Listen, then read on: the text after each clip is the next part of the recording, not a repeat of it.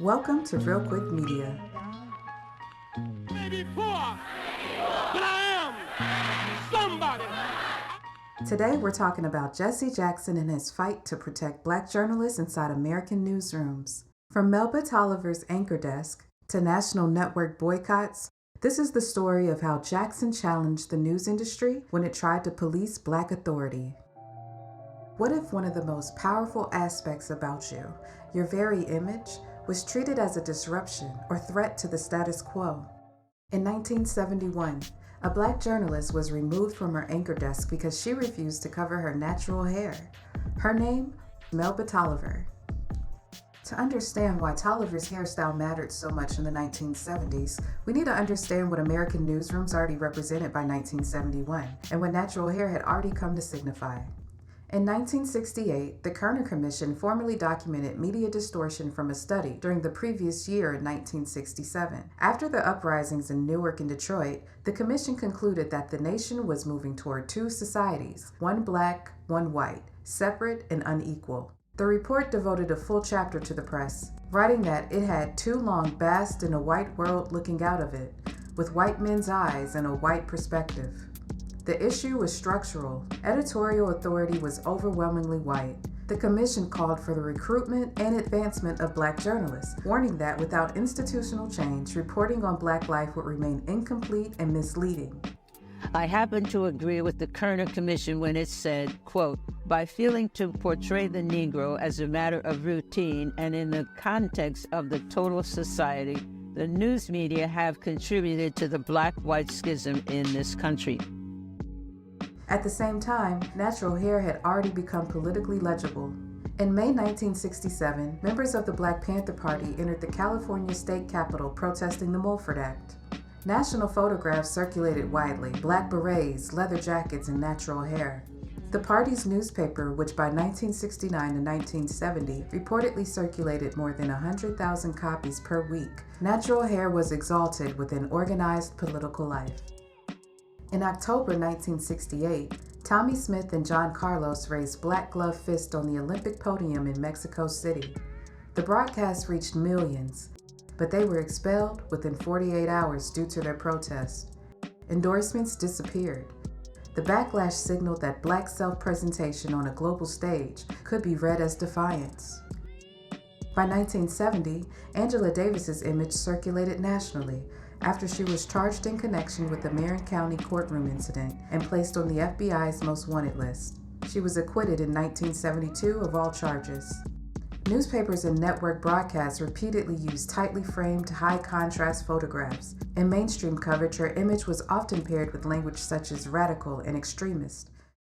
Meanwhile, Ebony and Jet, whose circulation exceeded 1 million monthly copies by the early 1970s, presented natural hairstyles without casting them as disruption. The Afro aesthetic signified selfhood rather than threat. Natural hair had already moved through protest, criminalization, normalization, and affirmation across different institutions. So in 1971, Melba Tolliver, a reporter at WBBM-TV in New York, had been assigned to cover the wedding of Tricia Nixon, Richard Nixon's daughter, at the White House. Tolliver decided to wear her natural afro. Station management suggested she wear a wig or a headscarf for the assignment, but she refused. Unfortunately, she was subsequently removed from anchoring duties and reassigned. Now this could have remained an internal personnel matter, but Jesse Jackson refused that containment. In 1971, after leaving the Southern Christian Leadership Conference, Jackson founded Operation Push. His organizing model combined moral appeal with economic leverage. He treated corporations as institutions accountable to the communities they profited from. Media companies were no exception. When word got out that Melba Tolliver was disciplined for wearing an afro, Jesse Jackson organized picket lines outside the New York news station. Journalist Michelle Martin recently recalled Jackson's impact in assisting Tolliver. As I mentioned in the story, he set up these picket lines for this reporter that maybe most people in the country did not know, but it was important. He would show up. Melba Tolliver was not yet a national figure, but Jackson elevated the issue beyond the newsroom hierarchy and placed it in the public arena. By the mid-1980s, Jackson's counter-media strategy matured into coordinated economic campaigns. In 1986, Operation Push targeted WBBM-TV in Chicago after the demotion of veteran anchor Harry Porterfield. Porterfield, a prominent figure in Chicago news, was moved from the anchor desk to a reporting role, a move seen as a reduction in Black authority. Jackson didn't just protest. He targeted the station's revenue by pressuring local advertisers like department stores, car dealerships, and grocery chains. The boycott lasted months, and by August 1986, CBS reached a settlement including commitments to minority hiring and management-level promotion.